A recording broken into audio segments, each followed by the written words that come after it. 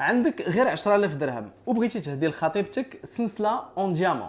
اليوم جبت لك جوج من احسن الاختيارات اللي ممكن تعطيهم ليها. لو موديل الاول ان موديل غون واللي فيه دي ديامون غون بريون، فيه انسيرتي انفيزيبل يعني انه كيبينوا بحال حجره وحده، والحجرات اللي في البوندونتي في الوسط كبار دونك كيعطيو اون بريونس واعره بزاف. لو موديل فيه ان ديتاي زوين بزاف، هو لا بيليير ديالو يعني لانو اللي هاز البوندونتيف حتى هو سيرتي اون ديامون دونك كيزيد من لا بريونس ديال لا بيس كامله. سلسله شوبار يعني انها صعيب انها تقطع، وهذا لو موديل كيبقى غير ب 10000 درهم. لو موديل الثاني فيه دي ديامون غون بريون وفيه دي باغيت وكيجي على شكل كاري. هذا لو موديل عنده لو شارم ديالو، وهذوك لي باغيت الوسط كيزيدوه من لا بريونس. حتى هذا لو موديل فيه لا بيليير سيرتي اون ديامون، والسلسله ديالو شوبار يعني انها حتى هي صحيحه بزاف. وهذا لو موديل حتى هو كيبقى غير ب 10000 درهم. دونك الا بغيتي تكوموندي واحد من هاد لي دو موديل اون ديامون ما عليك الا تصيفط ليا او تصيفط ليا